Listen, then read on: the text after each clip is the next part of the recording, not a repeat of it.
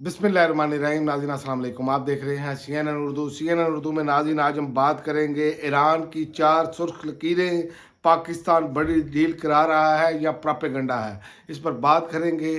Social media पे अब ये चूँकि दूसरे ज़राए से ख़बरें आ रही हैं, पाकिस्तानी ज़राए से कोई ऐसी ख़बर नहीं आ रही, तो मैं आपको उस हवाले से जो सोशल मीडिया पे इस टाइम कैंपेन चल रही है, जिस तरह की बातें हो रही हैं, वो आज आपको बताऊंगा। उसमें ये है कि नाज़रीन, क्या ईरान यूनाइटेड स्टेट के सामने 4 ऐसी रेड लाइंस रख चुका है जिस पर कोई समझौता मुमकिन नहीं, और क्या पाकिस्तान इस पूरी डील में अहम किरदार अदा कर रहा है। आज हम इस वायरल खबरों की हकीकत को देखने की कोशिश करते हैं। नाज़रीन, सोशल मीडिया पर एक खबर तेज़ी से गर्दिश कर रही है जिसमें कहा जा रहा है कि ईरानी वफद ने पाकिस्तान के ज़रिए 4 वाज़िया शराइत दे दी हैं।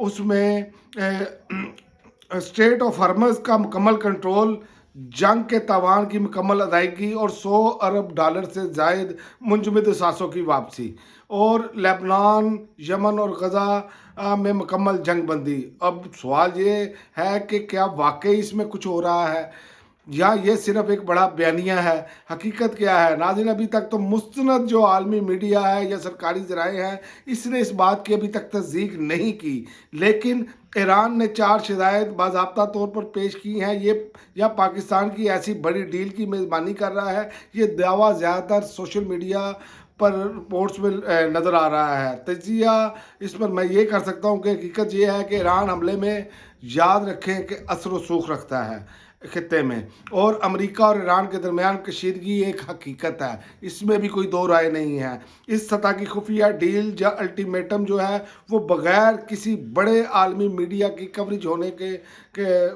का ना होने से जो मुश्किल है कि इस पर बात की जा सके, जब तक कि आलमी मीडिया वहाँ मौजूद नहीं होता और दोनों फ्रीकैन जो है वो इसका एतराफ़ नहीं करते, तो दुनिया एक पावर बैलेंस का जो है, दुनिया का पावर बैलेंस वो इस टाइम बदल रहा है। इस पर हमें एक दुरुस्त, ज़बरदस्त मगर गैर मुसद्दक़ा कहानी जो है वो सुनाई जा रही है। मुसद्दक़ा कहानी यही है कि अभी तक कोई चीज़ वाज़िया नहीं है, क्योंकि इसराइल, मैं आपको पहले ही बता चुका हूँ कि इसराइल इसको किसी टाइम भी सबूताज करने की कोशिश करेगा और कर भी रहा है। और एक और मैं बात आपको बताता चलूँ कि एक ये भी खबर चल रही है कि ईरान ने अमेरिका को घेर लिया है।